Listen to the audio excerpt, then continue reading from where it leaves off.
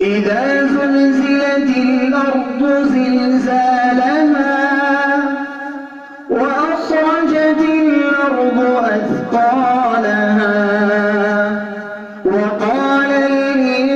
الإنسان ما لها يومئذ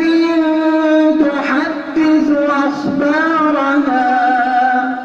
بأن ربك أوحى لها يومئذ يصدر الناس أشتاتا ليروا أعمالهم فمن يعمل مثقال ذرة